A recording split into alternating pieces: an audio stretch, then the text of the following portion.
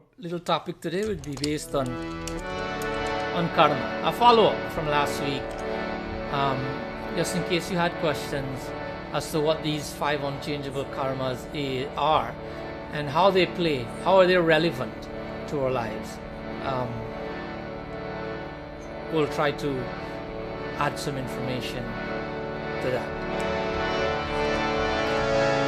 Bala Mukunda Jai Nanda Lala Krishna Kanhaiya Jai Gopala Bala Mukunda Jai Nanda Lala Krishna Kanhaiya Jai Gopala Jai Gopala Jai Gopala Krishna Kanhaiya Jai Gopala Jai Gopala Jai Gopala Krishna Kanhaiya Jai Gopala Bala Mukunda Jai Nanda Lala Krishna Kanhaiya Jai Gopala Bala Mukunda Jai Nanda Lala Krishna Kanhaiya Jai Gopala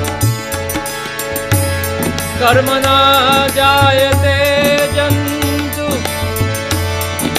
Karmanaiva Praliyate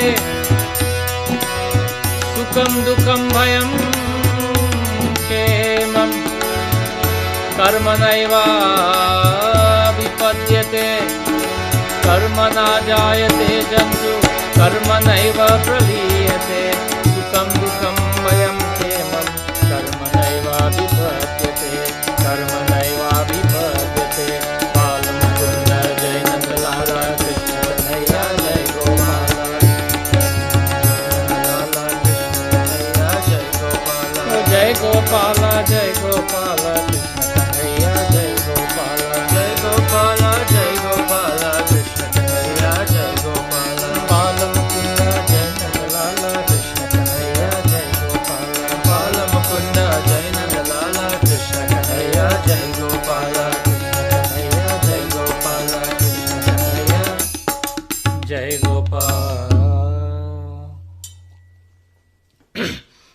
This verse is from Bhagavad Mahapuran. It's the 10th canto, 24th chapter, the 13th verse of Bhagavad Mahapuran. Bhagavan says, excuse me, Bhagavan Sri Krishna himself here says, Karmana jayate jantu, karmanaiva praliyate. Karmana jayate jantu. Jayate jantu means by the force of karma, by the effects, by the results of karma, karmanaiva praliyate. Jayate jantu means one takes birth. Praliyate means when one, gives up the human body. So, Bhagavad Mahapuran is saying that it is by the force of karma, right? I've given you the verse, so you can look that up. By the force of karma, one is born, and then it is by the force of karma that determines. If you remember the verse from last week, Ayu karma cha vittam cha vidyan dhanameva cha. Ayu, your lifespan. Karma cha vittam cha vidya nidhanameva cha. When and how a person dies, these 2 and 3 more things like we discussed last week, these are determined by a karma. Now, that might sound complicated right, off the top, but listen on, and so we will give more information as to how this is justified. The other 3 things we mentioned were, Ayu karma cha vittam cha vidya nidhanameva cha. Vidya, how much knowledge comes to you easily. Vit, how much wealth comes to you easily. And what you'd be drawn to in terms of your liking, your karma, your occupation. What would you prefer to be, a white-collar worker or a blue-collar worker? Just to put that in 2 categories. So those will be drawn based on karma. So we mentioned that. So it says here, Sukham Dukham Bhayam Kshemam, that all these things, Sukh, Dukh, Bhaya, and Kshemam, these words, they mean, Sukh means happiness, Dukh is unhappiness, Bhayam means fear. So all these things, the happiness that comes to you, the unhappiness that comes to you in your life, is based on the actions you perform in life. If you become fearful in life, that is also based on the things you do which are not probably in line with your spirituality. And so you're not confident, you're not sitting at home confidently that, okay, I've done all the right things, so life will be good. Sometimes we end up doing things that we think about afterwards and we're not so sure about whether it was the right thing or not. That is why we look before we leap. Before we perform an action, we check with our inner selves, we check with ourselves if it's the right action. Don't check with the mind, maybe not check with the intellect, check with your inner voice if it's right. And so that will give you the answer. So as we're talking about karma, we'll try to go through these pieces of information quickly.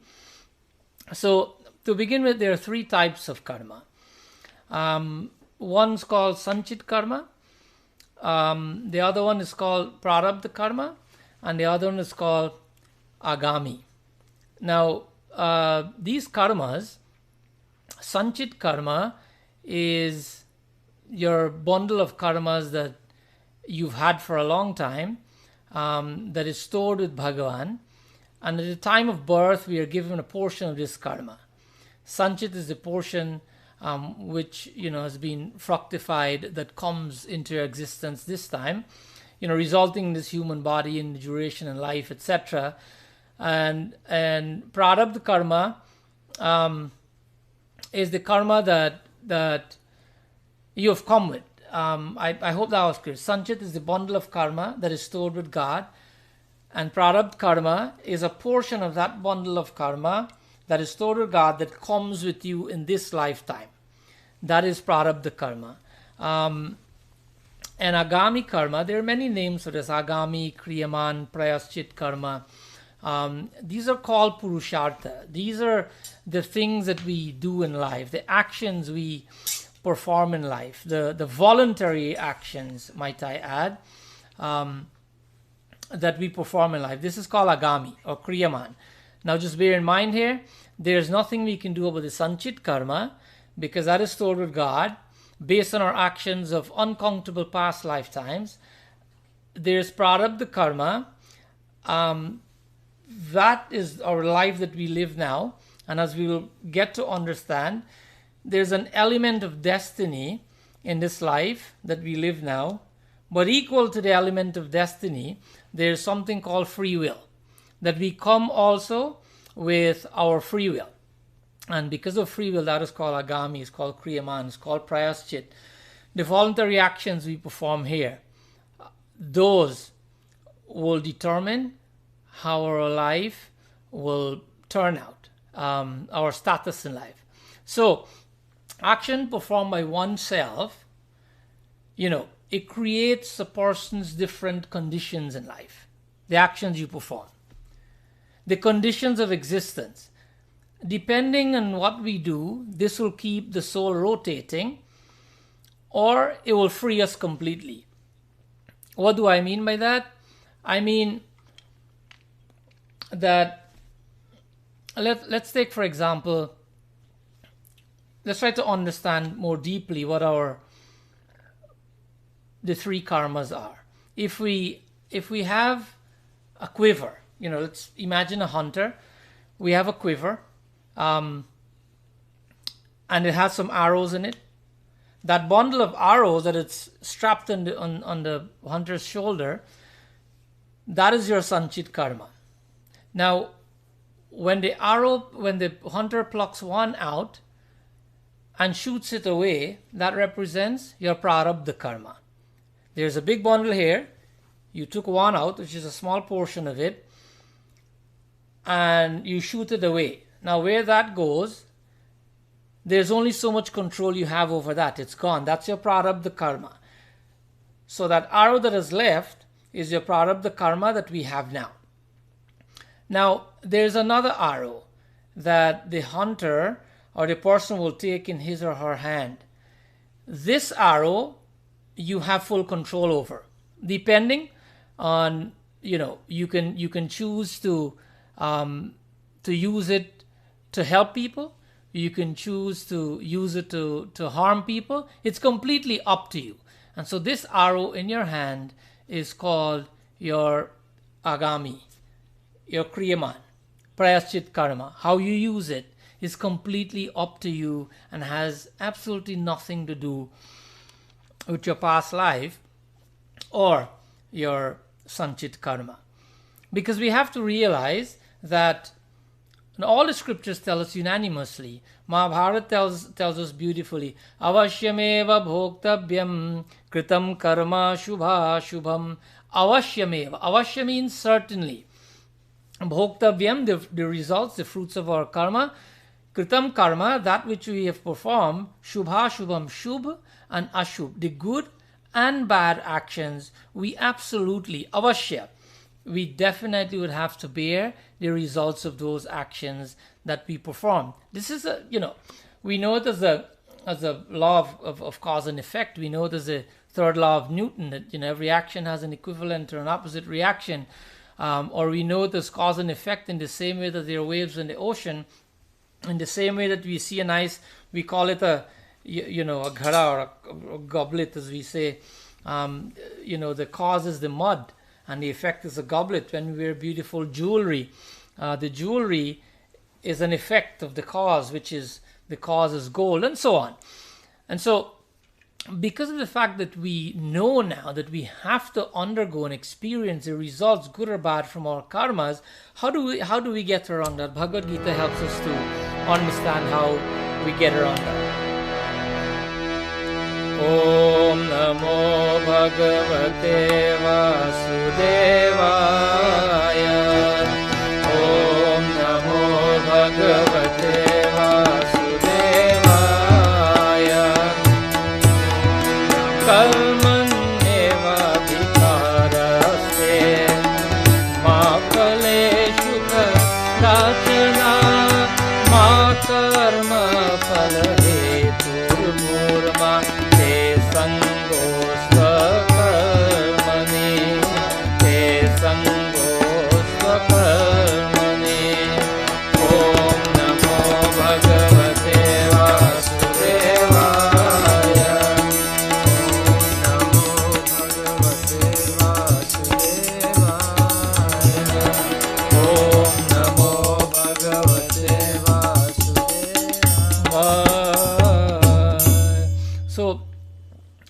Verse 47 of chapter 2 tells us, Karma nevadhikaraste ma phaleshu kadachana. Sri Krishna says that you have the right to, the adhikar that you have, the right you have is only to perform actions.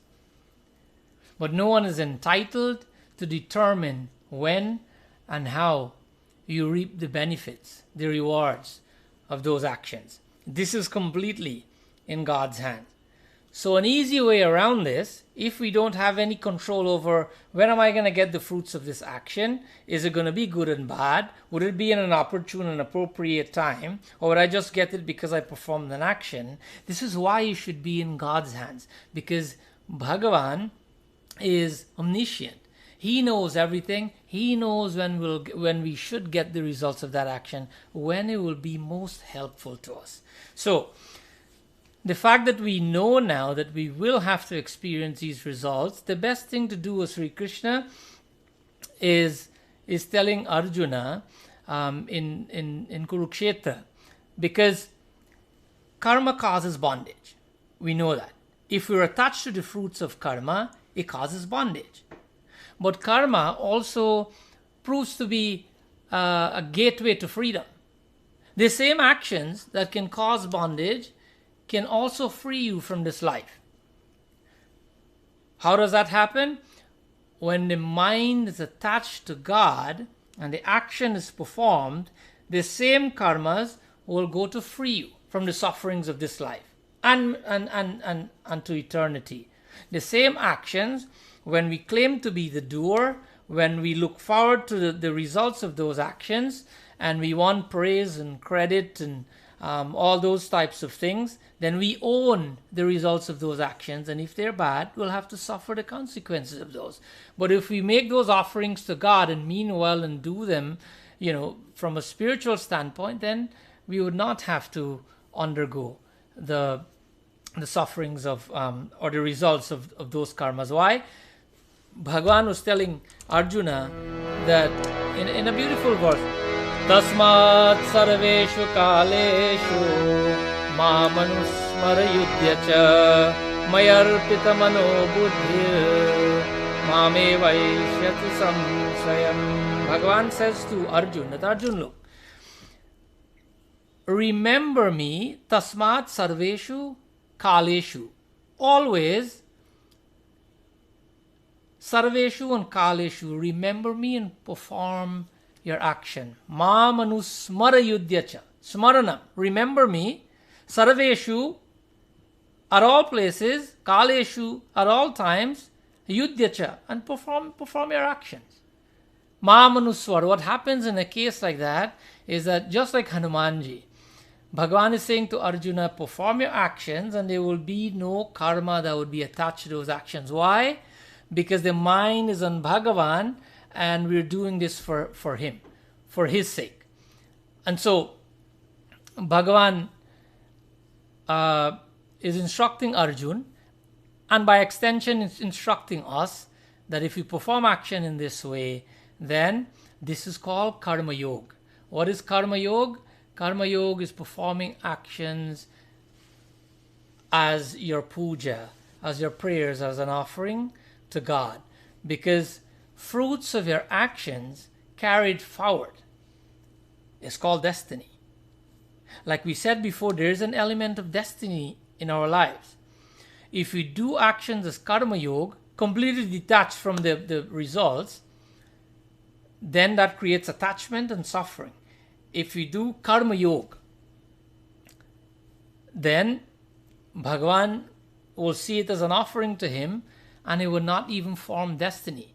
Because the law of karma is what binds us to the doctrine of reincarnation. And this is said by a very popular British philologist called William Jones. He says that the law of karma is what binds us to the doctrine of reincarnation. And he's right to an extent, because remember we said, if we're born again or not born again, when we're born again, depending on what body we take, this will be based on our actions now. Why? Hitopadesh helps us to understand.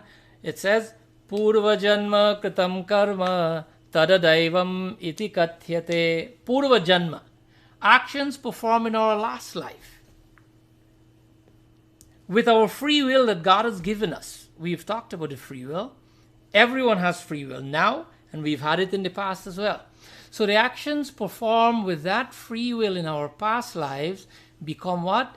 They become Kritam Karma, Tada Daivam, Iti Katyate Daivam. They become Bhagya in this life. What is Bhagya? They become destiny in this life.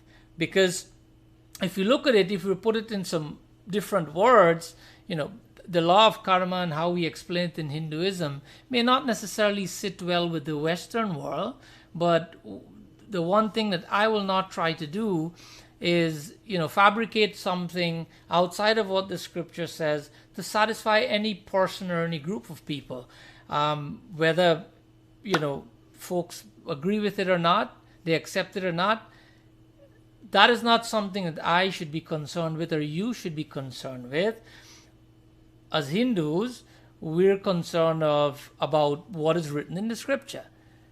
Interestingly, karma applies to all human beings, not Hindus. Some people accept it or not accept it. Whether you accept that, it's the same thing with electricity a long time ago. If we experience it, whether we accept it or not.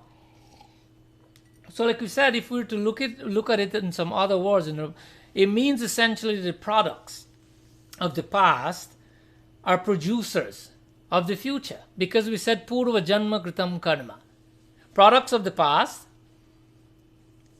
are producers of the future, because those actions will determine what our future would look like in many respects.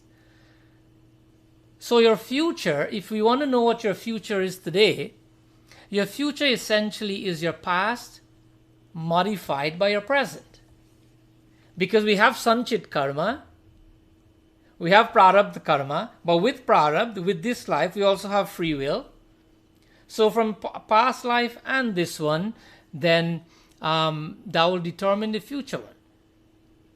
So in the same way, we've heard this Shakespeare quote growing up, show me your company, I'll tell you who you are. From a karmic standpoint, look at the actions of someone if you want to know what their future would look like. Why? Because our future, again, is our past modified by our present. Our karma shapes our destiny. We have to understand this to an extent. Because if we don't understand it, especially from a scriptural standpoint, then we'll go on blaming others for our karmas.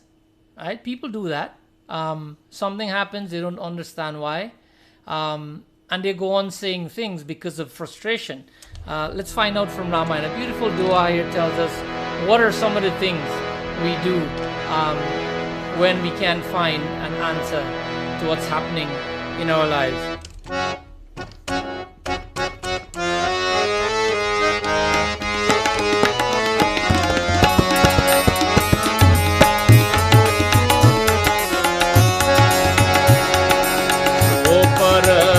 दुख पावही सोबरत्र दुख पावही सिर धुर धुनि पछताए हो रामा सिर धुन धुनि पछताए काल ही कर्म ही ईश्वर ही काल ही कर्म ही ईश्वर ही मिथ्या दोष लगाए सियावर रामचंद्र की जय शरणम.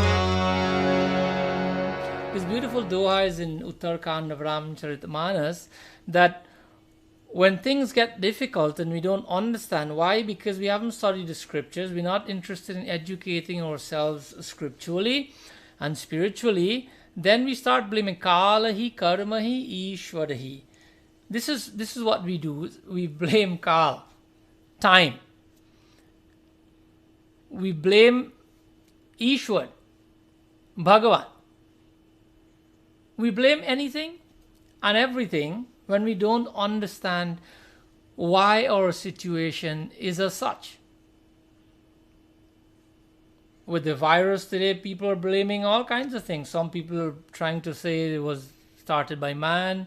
Some people are saying it was started by animals. Whatever it is, however it was started, we're suffering the consequences of it.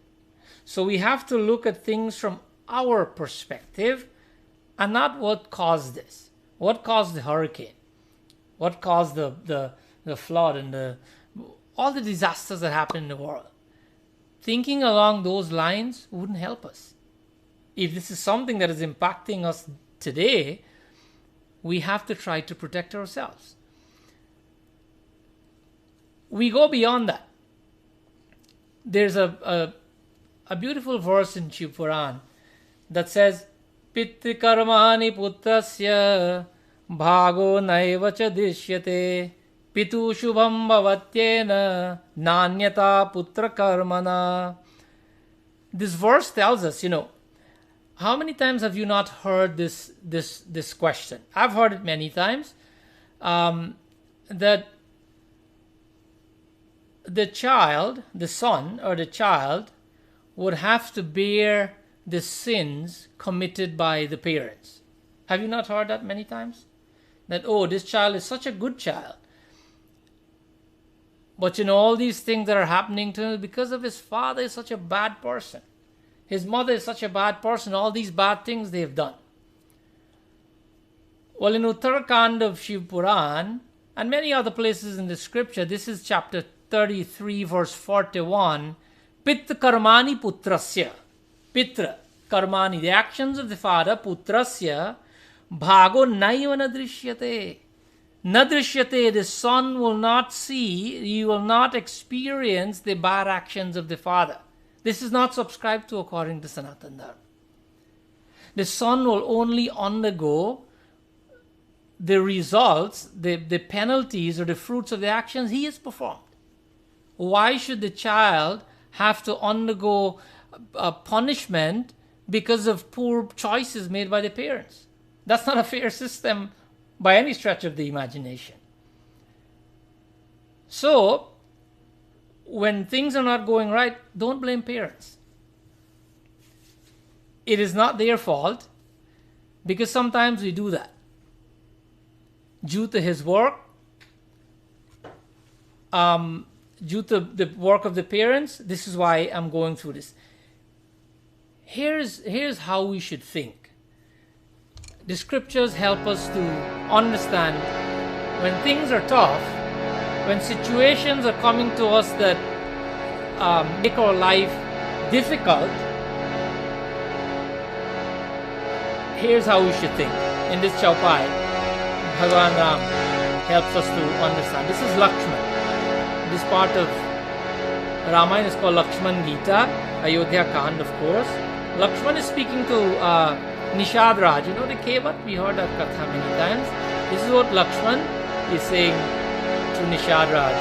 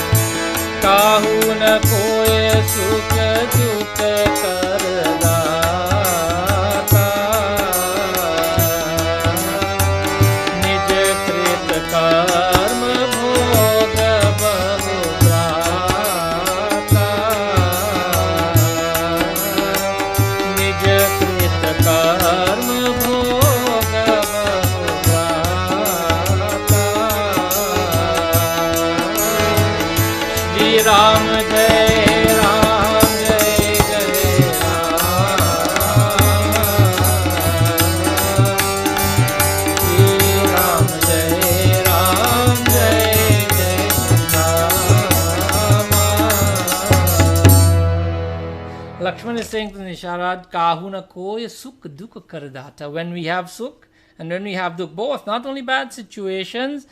What is the reason for this? Because the Kevat was asking is looking at Bhagavan Sri Ram and say, Lakshman, hey bhaiya, this Sri Ram belongs to a palace. He's from a kingdom. He's a prince. He has, golden bed and crystal chandeliers and thousands of elephants and servants and name them. And here he is in the forest, scantily clad. Barely wearing the clothes of ascetics. And he doesn't have a bed to sleep. He's sleeping on the grass, on the ground. He doesn't have any food. He's eating the roots and fruits and shrubs from the forest.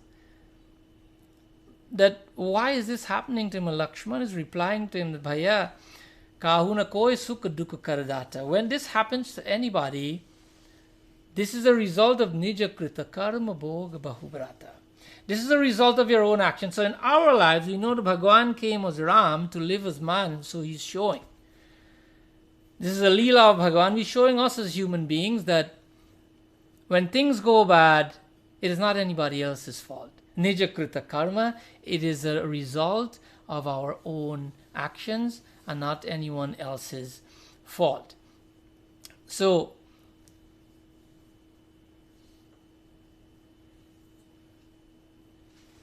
I'm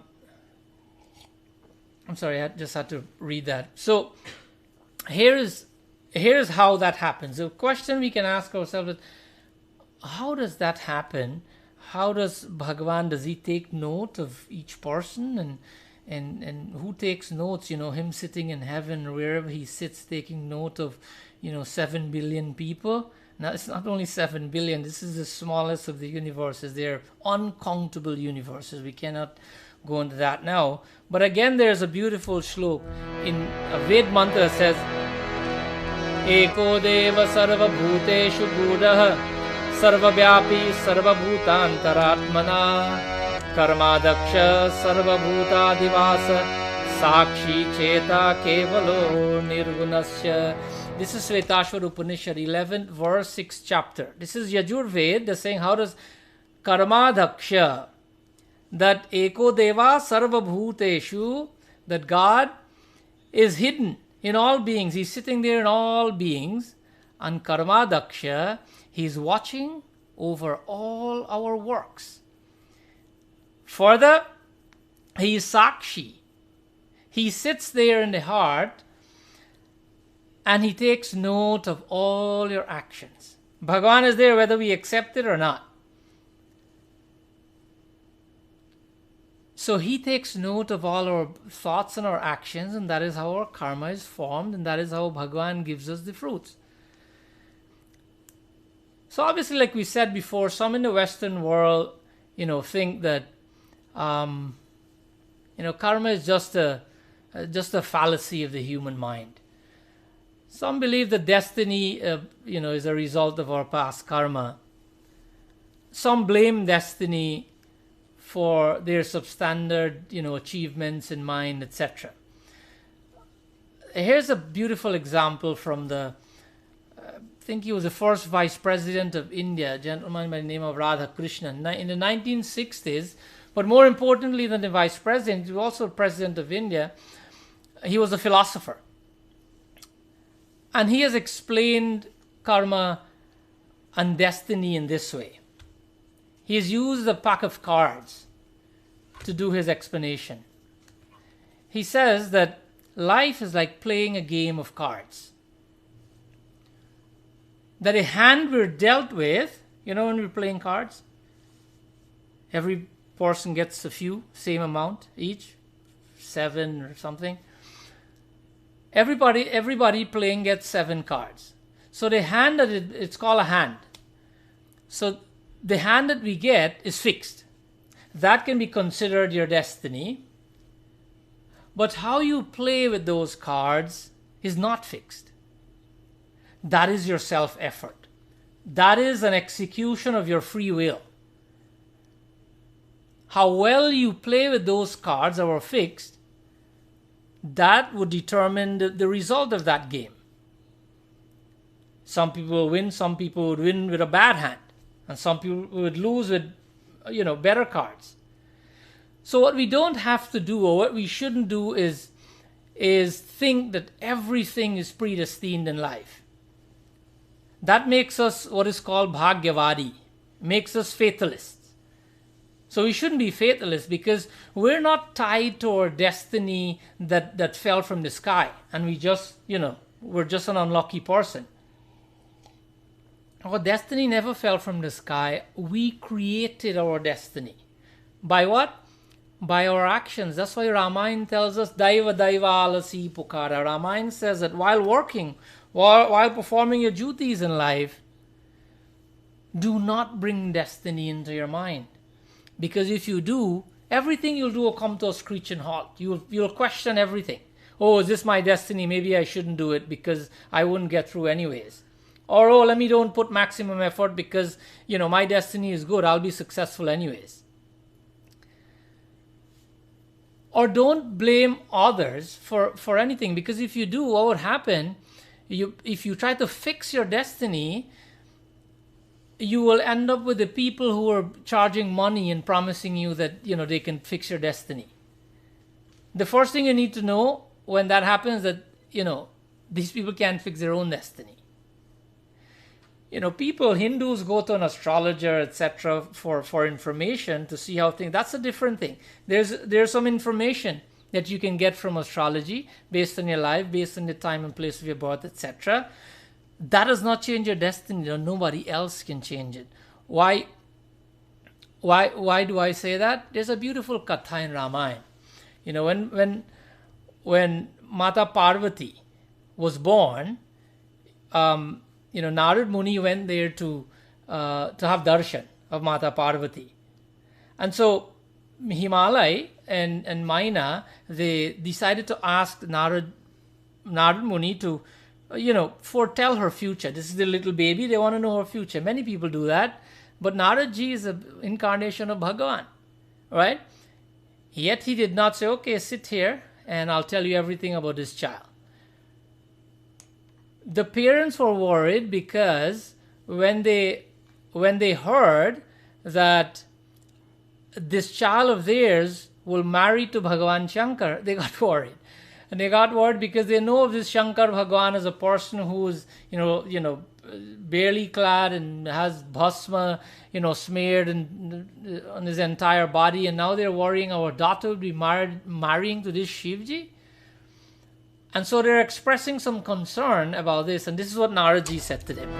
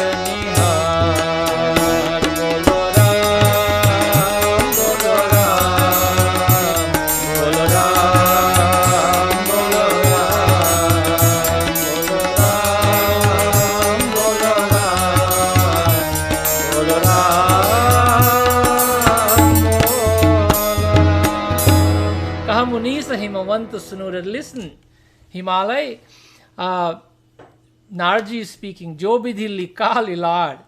That, Lilad means the forehead. What is written here? Lalat, right? What is written here? Your destiny is written on your forehead, not in your palms. If you have an M, you'll become rich. Don't let people tell you things like that and take your money or fool you, give you false hopes. Your destiny is written on your lila, on your forehead. And that destiny that is written there, nobody can read it. Only Bhagavan and the saints. Saints meaning God-realized souls. Who can change it? Deva Danuja Naranaga Muni. Dev, the Devatas. Not the Devatas, not Danuj, not the demons. Nar, not the human beings. Nagamuni. No one will change that for you. Now this song's a bit strong, but remember we're talking about the 5 things that are unchangeable. There's nothing that someone else can do for you to make you win the lottery or for you to become, a Bill Gates from a regular person. So don't go after those things. The idea is to be content and satisfied with you and what you do and enjoy life, by working hard and being contented, right? So we know now that there's an element of destiny in our lives, and we'll try to close here. But how does this destiny work? Does destiny alone determine everything that happens in life? Again, in Sautik Padava, in the second chapter, in the second slok, this is in Mahabharata. It says, Abadha manusha sarve nibaddha karma nordayo deve purushakare cha param tabhyam na vidyate. That all men are subject. All men are subject and governed by 2 things. These 2 things are Deve Purushakare, by destiny and work.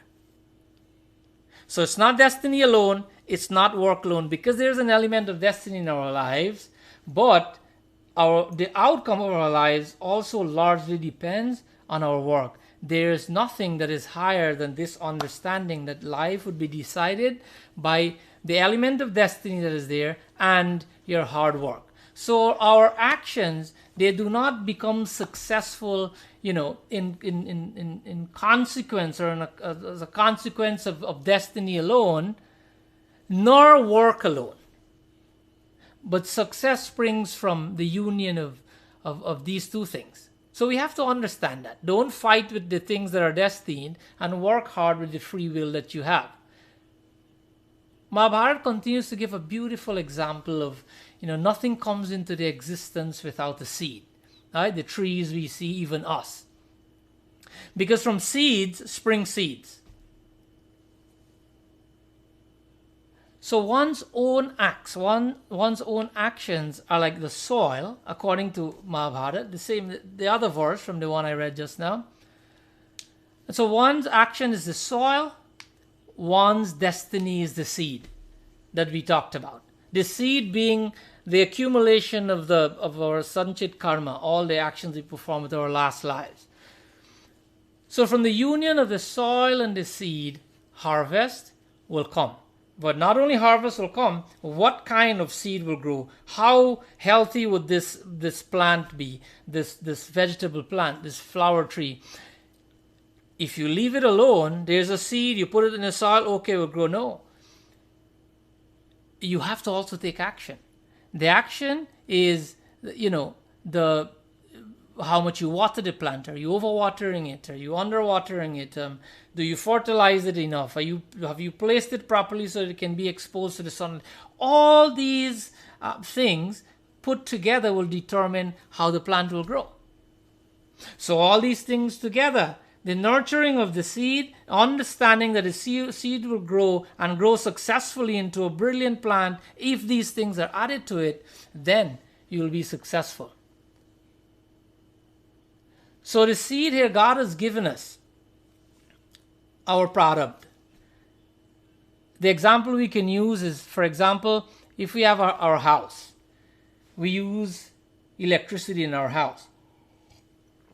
God has given us the power to exist. The soul is the power to exist.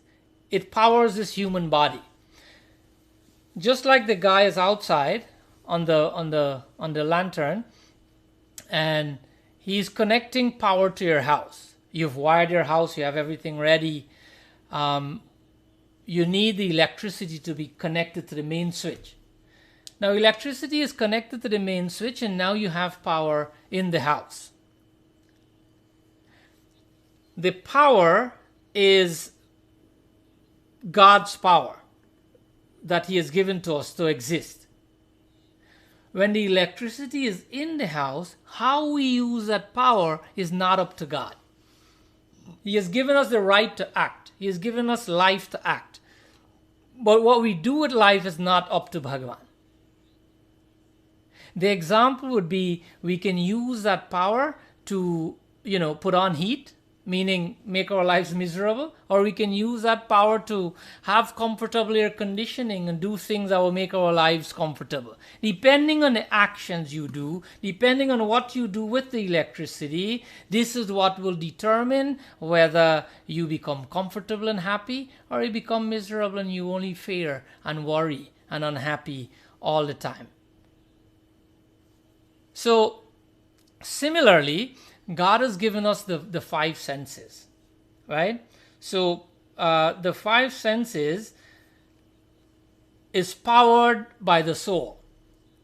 What we do with the five senses is none of God's concern. The only way He gets in is afterwards, when He puts all down on the paper, for lack of a better term, and then He decides what happens going forward, giving you free will, and the seed, the product in this life, Bhagwan's work is done. He sits in the heart and He says to us, go. Now the choice is yours. So I hope that these little pieces of explanation in the law of karma will help us to understand a little bit. So in closing, I just want to quote this beautiful poem that is written that tells us that what we should do. Remember, the choice is ours now. The choice is ours. We have power from the powerhouse into the house. We have the senses. What we do with them will determine what our future will be. This poem gives us an idea as to what we should do. हयाख वो जो शाम का दर्शन किया करे, है शीश जो प्रभु चरण में वंदन किया करे। बेकार वो मुख है, बेकार वो मुख है जो रहे व्यर्थ बातों में। मुख मोह जो हरि नाम का सुमिरन किया करे। हीरे मोती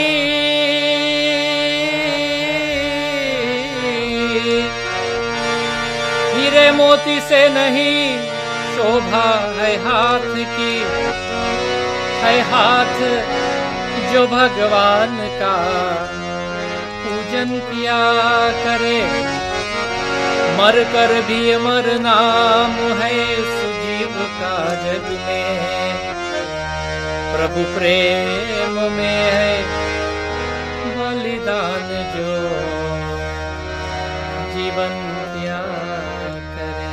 Now, that is probably familiar to most of you. है आँख वो जो शाम का दर्शन किया करे. We can do so many things with the eyes, but the eyes are supposed to be settled in the beauty of Bhagavan. Use it to look at the murtis, at God's creation, your fellow brothers and sisters, and use it for that which is pious, so it can bring good results to you. Hai sheesh jo Prabhu charan mein bandan kiya ke. We have the hair, and so many of us, we're more worried about what is the color of our hair, or whether we're bald or not, or whether we, will ever about the hair and how we look. We're concerned about those things and not concerned with what is really the head is for. Hai sheesh jo Prabhu charan mein bandan kiya kare. The head is supposed to be used to do obeisance to Bhagavan. Bowed in humility, looking for the feet of Bhagavan to touch it to. बेकार वो मुख है जो रहे व्यर्थ बातों में. बेकार वो मुख है. Mukh is mouth. Useless, according to this poem. Useless is this mouth. बेकार. जो रहे व्यर्थ बातों में. For those who speak needlessly and speak things that would not bring them darshan, bring them blessing. Speak things that are helpful to humanity. Speak the truth. Speak that which will augment your spirituality, like Kirtan Bhakti. Mukh moh hai jo harinam ka sumiran kiya kare. That a mouth is to constantly chant God's name. Hire moti se nahi shobha hai haath ki. That the hands, we dress them up beautifully with, jewelry. When we see our sisters and mothers out there, the looks of the color of the bangles, they have to match the dress and all of that. All of that is good. But we have to also know the true purpose of the hand. Hire moti se nahi. It's not only to wear jewelry. Shobha hai haath ki. Hai haath jo Bhagavan ka pujan kiya kare. The hands are to do puja to Bhagavan. Puja meaning pious actions. If we do, मर कर भी अमर नाम है उस जीव का जग में. मर कर अभी अमर नाम है. That even when we leave this life, उस जीव का जग में प्रभु प्रेम में है बलिदान जो. That our name will become amar. Not only our name, but we will become immortal ourselves, because we will be going to Bhagavan's abode. But our names will be called just like Meera. This is a Meera bhajan, Meerabai poem or poetry. Just like Meera, until today we talked of Meera. Until today we talk of all the devotees of Bhagavan that chanted his name and loved him so much. Because it's Prabhu Prema me Balidana Jo. The sacrificing which you have for Bhagavan, doing his actions and following his instructions, is what the human body is.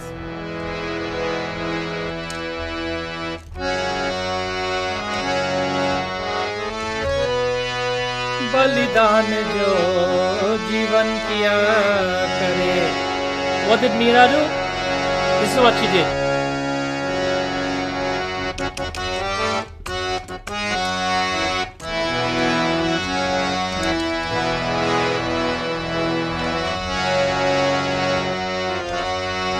ऐसी लागी लगन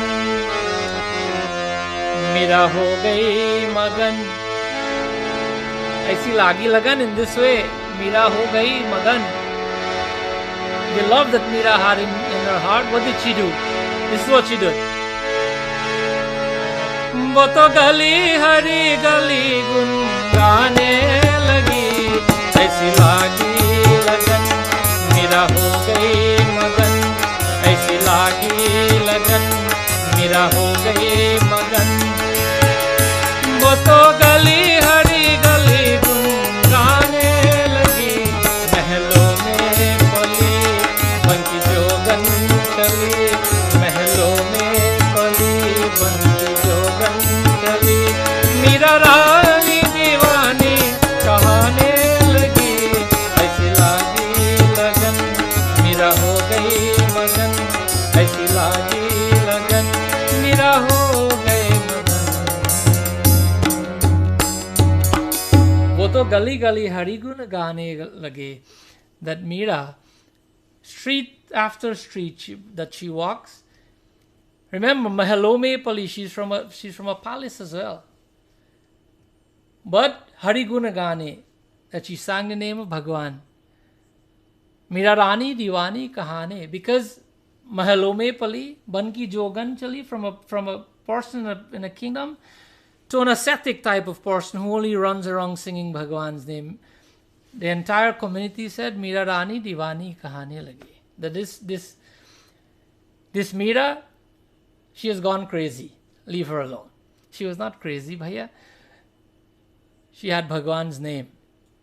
So such is the attachment that Meera had. So to close our little presentation this morning, my dear friends, I hope that we have learned something and at least get some information that we can probably put into our everyday lives. Know that there are 3 types of karma. Know that we have to reap the experience of the good and bad results of our karma. Know that there is an element of destiny in our lives. Know that birth and death and the work will be drawn to, how much wealth will come easily, how much knowledge will come easily. Know that we don't blame others or God for when things happen or for the outcomes we experience in life. Nor do we blame people or our parents. Know that we have created them for ourselves by our actions. And the status, know that the status of our current life will be determined by our actions and our free will. Like the hand you're dealt. That is fixed, but how you use it will determine your life. So, work hard, work honestly, serve humanity selflessly, exercise implicit faith in Bhagwan, and your everyday life will be blissful with fulfillment. Vrindavan Bihari Lal Ki Jai.